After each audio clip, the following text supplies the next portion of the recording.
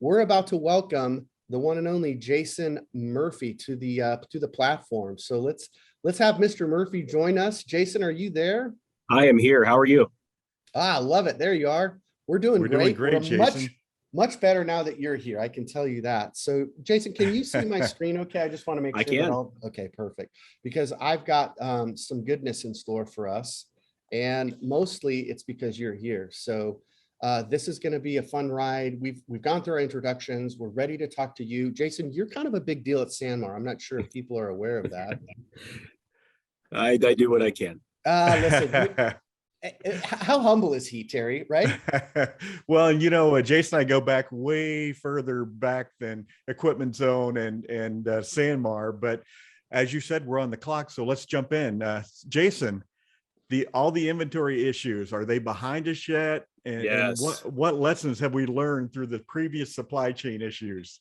Well, I tell you, so supply chain for SanMar, who before the fabulous pandemic was always a big thing for us, is we wanted to be 99% in stock at all times to have product for our customers. And yes, I can tell you honestly, there for a couple of years, it was dicey. It was problems with shipping. It was problems with raw goods. It was shopping. I mean, literally problems to every part of the supply chain you could think of.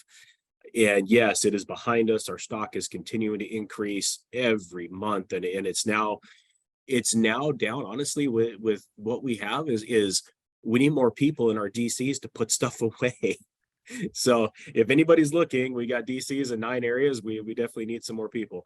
But yeah, we have tons of product, and I can honestly say I believe it's for the industry, not just us. I think for the industry, it's beginning to go behind us. I think you're right. And I do get into your location in Avondale, Arizona, probably once every couple of weeks. So lots of buzz, lots of activity, always lots of people in there picking up product. Good deal.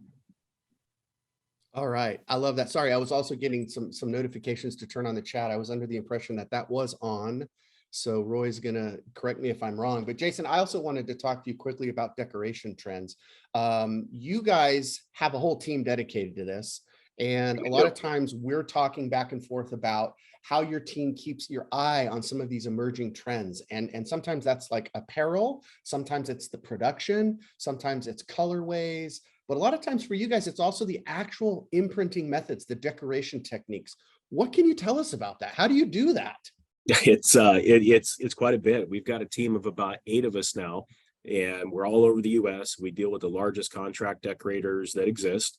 My current role is more dealing with the manufacturing side. So people like Equipment Zone, people that make embroidery machines, heat transfer equipment, you name it. That's my job, to keep up with them and what problems they're solving, and also take to them what problems we're trying to solve. So really what we do is we go to trade shows, we talk to our decorators, we talk to our, what we call affiliates, our manufacturers like Equipment Zone, to keep up to date with what the trends are and what we're seeing in the industry. And I can tell you right now, the hottest thing that we have in the industry today, every day we get multiple questions about DTF.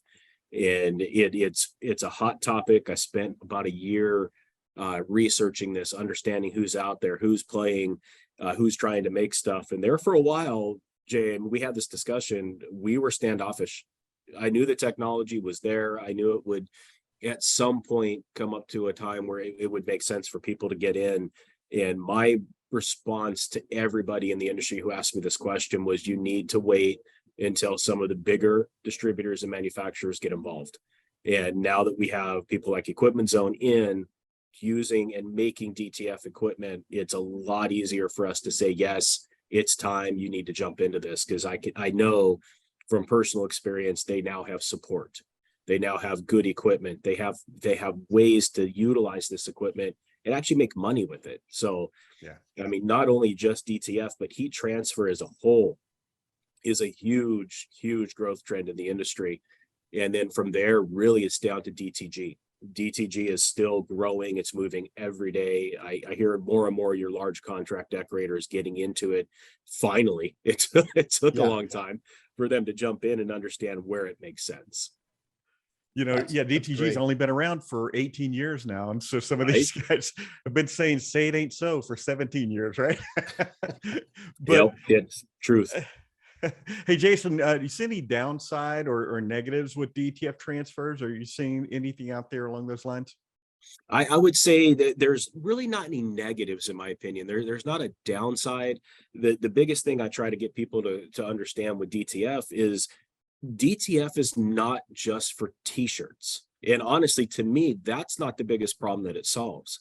It solves everything else in the industry. It solves bags, it solves hats, it solves most non-wearables. I mean, if you think about the things that most decorators struggle with, it's not a t-shirt, Right. it's not a polo shirt, it's everything else in the industry that's really difficult to decorate. So this gives them the in and the out to be able to decorate a nice backpack, a piece of outerwear, and don't be shy. Put it on a woven shirt. I've seen some really hot. I mean, like Terry's shirt, I can see him wearing there. Got DTF on that, right? So that's a really good example of where it works. And Jay, exactly. Is that denim, Jay? I think It that's is denim. Yes, Yeah, exactly. It's what do you call it, Terry? I always forget. Jay's going to be an usher later in a Canadian wedding. Oh, So that's not what I meant. I love it. But no, I really hope that the folks that are looking into DTF are really thinking outside of t-shirts and apparel. That's really where I think the strong point is for this. I mean, sure, you can use it for t-shirts, but when you look at DTF and you look at apparel, it's being able to do left chest and be able to do a lot of left chest and be able to take that same left chest and put it on a hat, take that same left chest, put it on a bag. It's about kitting, which is hot in the industry today, and just creating that overall experience. I love that. I love that you ended on that experience. That's key. That's huge. Sorry, Terry, what were you going to say? I was just going to say at the Impressions Expo in Long Beach, California, we will be decorating SanMar non-apparel products in our booth. So looking forward to that. More than just the t-shirts coming to an expo near you. Thank you, Jason. We love you having spared some time with us, shared some time with us. Thank you for those knowledge nuggets. As I said, a little bit of wisdom from you goes a long way. So I know you got a thousand things to do, but we appreciate your time here. We're going to let you go for now because we're going to cut away to New Jersey. So take care, my friend, until we see you live in Long Beach. Yep, looking forward to it. All right, that was Jason Murphy from SanMar. Terry, what? Are you kidding me?